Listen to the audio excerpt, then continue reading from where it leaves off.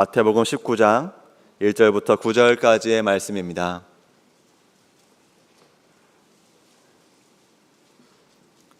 마태복음 19장 1절부터 9절까지의 말씀입니다.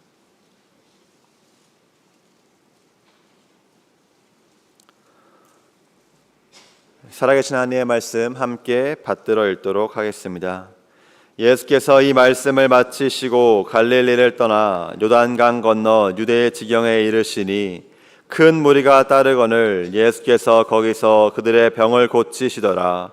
바리새인들이 예수께 나와 그를 시험하여 이르되 사람이 어떤 이유가 있으면 그 아내를 버리는 것이 옳으니까? 예수께서 대답하여 이르시되 사람을 지으시니가 본래 그들을 남자와 여자로 지으시고 말씀하시기를 그러므로 사람이 그 부모를 떠나서 아내에게 합하여 그 둘이 한 몸이 될지니라 하신 것을 읽지 못하였느냐? 그런즉 이제 둘이 아니요 한 몸이니 그러므로 하나님이 짝지어 주신 것을 사람이 나누지 못할지니라 하시니 여짜오되 그러면 어찌하여 모세는 이혼 증서를 주어서 버리라 명하였나이까? 예수께서 이르시되 모세가 너희 마음의 완악함 때문에 아내 버림을 허락하였거니와 본래는 그렇지 아니하니라. 내가 너희에게 말하노니 누구든지 음행한 이유 외에 아내를 버리고 다른 데 장가드는 자는 간음함이니라.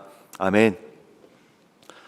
계속 우리가 묵상하고 있는 마태복음은 예수님께서 갈릴리 지역에서부터 여러 가르침과 기적들을 일으키시기 시작해서 예루살렘을 향해 가시고 예루살렘에 들어가셔서 고난과 핍박을 받으시고 십자가에 달려 죽으셨지만 3일 뒤 부활하시고 하늘로 올라가셨다는 그 예수님의 그 모든 삶의 이야기를 나누는 큰 줄거리를 가지고 있습니다.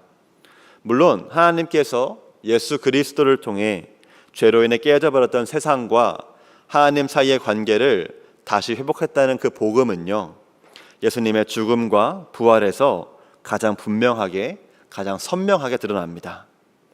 하지만 마태복음을 비롯한 모든 복음서의 그 저자들은 예수님의 십자가와 부활 사건만 기록하지 않았습니다. 예수님의 삶에도 그들은 깊은 관심을 가졌고 예수님의 가르침에도 주의하여서 기억하고 기록하였습니다.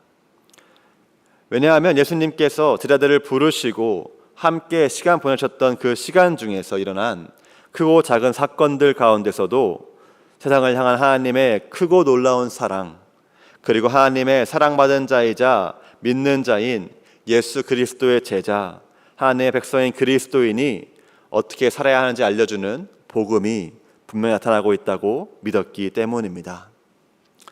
마태복음 19장에서 20장은 예수님께서 예루살렘에 들어가시기 직전에 있던 일들을 기록하고 있습니다. 어떤 성경학자들은 마태복음 19장부터 25장까지를 한 단락으로 구별할 수 있고 그 단락의 주요 관심사는 심판이라고 말하기도 합니다. 예수님을 반대하는 사람들이 예수님을 향한 심판과 시험을 내리고요, 자신을 시험하고 심판하고자 하는 그들을 향한 예수님의 심판이 반복해서 나타나고 있기 때문입니다. 오늘 우리가 읽은 말씀도 예수님을 향한 시험과 그들을 오히려 심판하시는 예수님, 틀린 잣대로 예수님 판단하는 시도와 하나님의 뜻이라는 올바른 잣대로 역으로 심판하시는 예수님의 모습이 나타나고 있습니다. 그 복음 가운데에 깊이 잠길 수 있는 우리가 될 수 있기를 소망합니다. 예수님께서 갈릴리 지역을 떠나고 계실 때요, 점점 더 예루살렘 가까이 가고 계실 때에 바리새인들이 예수님을 찾아왔습니다. 그리고 그들은 예수님에게 한 가지 질문을 던집니다. 그 질문은 사람이 아내를 버리기 위한 조건, 이혼하기 위한 이유가 있느냐는 질문이었습니다. 이들의 가정에 큰 불화나 갈등이 있어서 상담이 필요해서 예수님 찾아와서 물었던 것은 아니었습니다. 본문 3절은요, 이들이 예수님 시험하기 위해서 나왔다고 분명하게 기록하고 있습니다. 바리새인들은 당시 유대인 사회에서 여러 해석이 분분하였던 이혼에 관한 율법을 예수님은 어떻게 이해하고 있는지, 해석하고 있는지, 가르치고 있는지 파악하기 위해서 이 질문을 던진 것이었습니다. 유대인들의 자부심이자 삶의 근간을 이루었던 율법이 기록된 모세오경에는요, 특별히 신명기에는요, 이혼에 관한 규정이 나와 있습니다. 신명기 24장 1절은 남편이 아내에게서 수치되는 일을 있음을 발견한다면, 또 그걸 기뻐하지 아니한다면 이혼 증서를 써서 이혼할 수 있다고 규정하고 있습니다. 그런데 이 수치되는 일이 무엇이냐는 것에 대해서 더 정확한 설명이, 더 자세한 기록이 나와 있지 않기 때문에 시간이 흐를수록 이 수치되는 것이 무엇이냐라는 기준이, 그 의견이 분분해지기 시작했습니다.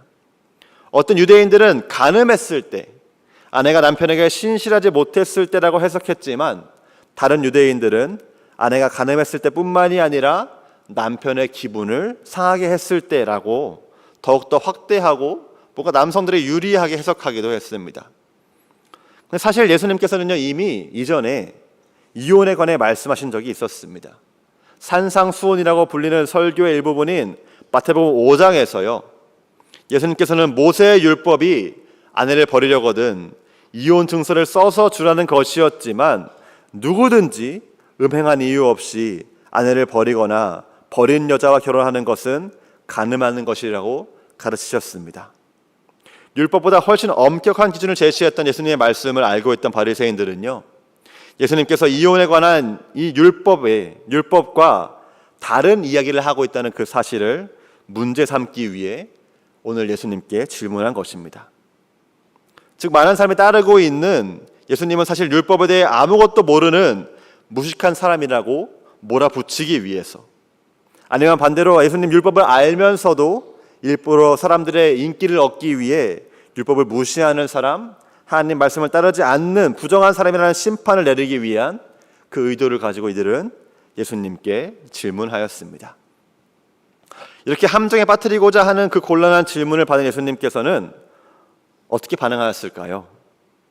예수님은 4절부터 6절까지의 말씀으로 대답하십니다. 우리 본문 4절부터 6절까지의 말씀 함께 읽도록 하겠습니다.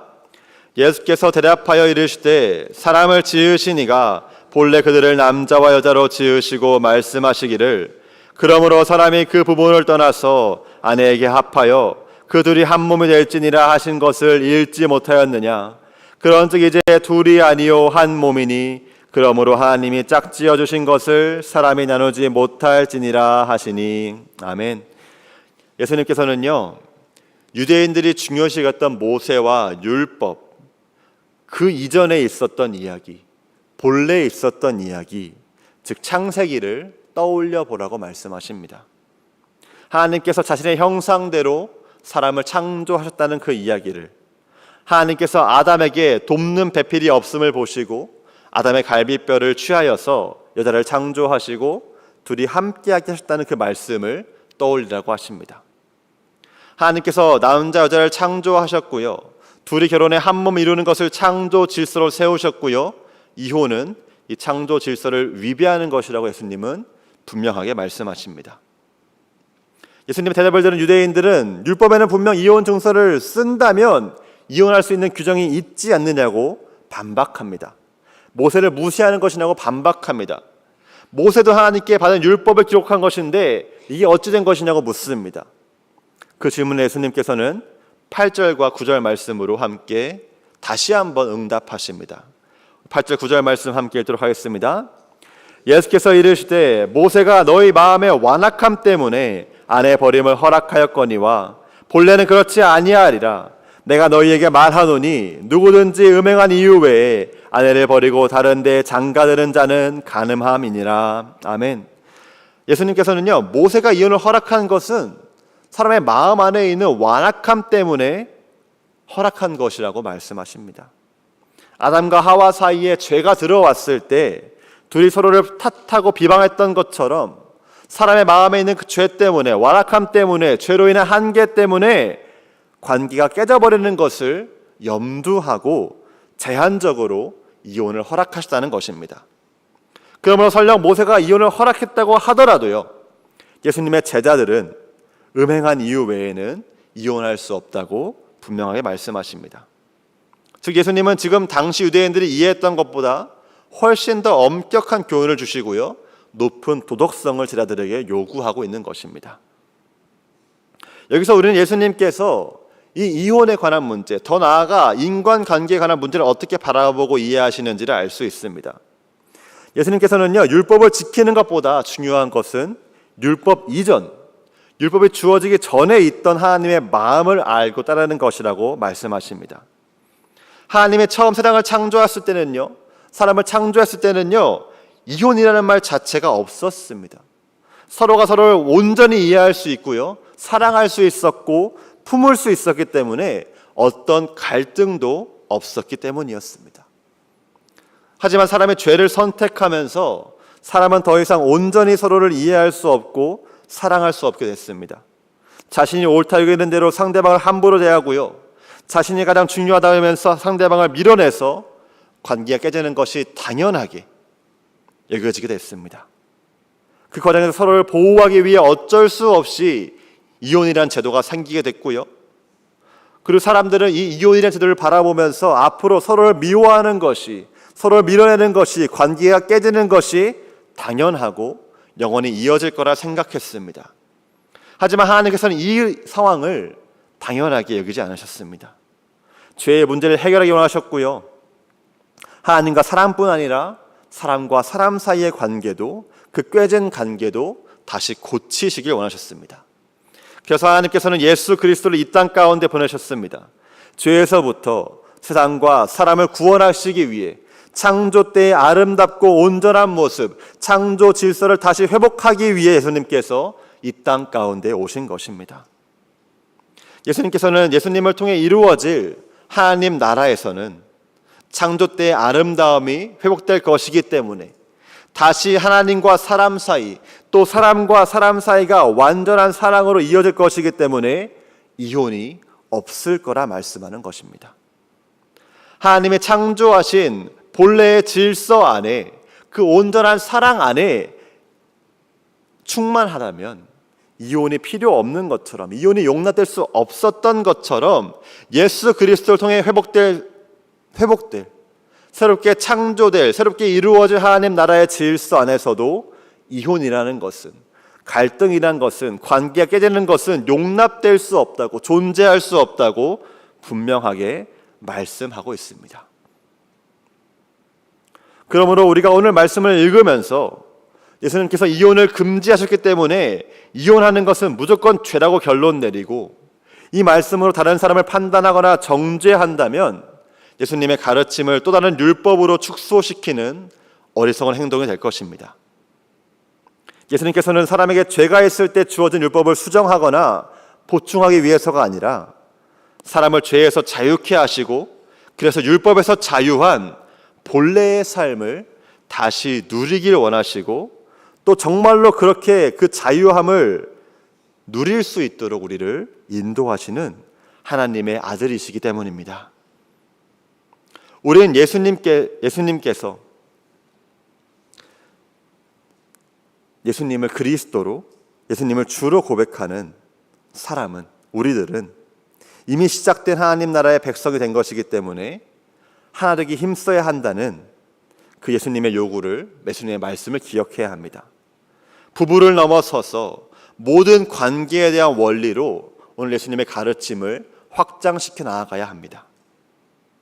그러므로 이 말씀을 기억하면서요, 오늘 하나님께서 우리에게 허락하신 관계들을, 모든 관계들을 돌아볼 수 있기를 원합니다. 부부 사이뿐만이 아니라 우리의 일터와 우리의 가정 등 일상생활 가운데 만나는 수많은 사람들을 한번 떠올려 봅시다. 마음에 잘 맞아 자주 만나고 오랜 시간 보내고 싶은 사람도 있는 반면 너무나 짜증나고 미운 사람도 있을 것입니다. 차라리 이혼하듯 아예 남남되어 버려서 아예 안 봤으면 좋겠다고 여겨지는 관계도 있을 것입니다. 미워할 한 충분한 이유가 있을 수 있고요, 이 정도 누군가 미워하는 것 당연하게 여겨질 수 있을 것입니다. 갈등이 있으니 피하는 것이 오히려 지혜롭게 여겨질 수도 있습니다. 하지만 예수님께서는요, 그 당연하게 여겨지는 그 마음을, 그 모든 갈등들을, 그 모든 사랑 없음을 심판하십니다. 미움과 갈등은 이 땅 가운데 처음부터 있었고, 그래서 영원히 있을 당연한 것이 아니라 죄로 인해 생긴 결과임을 기억하라고 합니다. 그리고 예수 그리스도께서 죄로 인해 깨진 결과를 애통해 하시고 회복시키셨던 것처럼 예수 그리스도의 제자인 우리도 그렇게 살아가야 한다고 말씀하십니다. 다시 한번 온전한 사랑을 구하고 온전한 사랑으로 그 갈등을, 그 깨어짐을 회복해야 한다고 말씀하십니다. 회복하시고 하나 되게 하시는 성령님의 도움을 간구하고 의지하여 내 일상의 삶에서 하나님께서 창조하실 때의 아름다운 관계, 서로 온전히 이해하고 사랑하며 섬기는 관계를 이룰 수 있는 우리가 될 수 있기를 소망합니다. 그래서 예수 그리스도 안에서 새로운 창조가 이미 시작되었음을 알리면서 하나님 나라를 이루어갈 수 있는 그 사명을 오늘도 감당하는 우리 모두가 될 수 있기를 주님의 이름으로 축복합니다. 우리 말씀을 기억하시면서 찬송가 436장 찬양하도록 하겠습니다. 찬송가 436장입니다.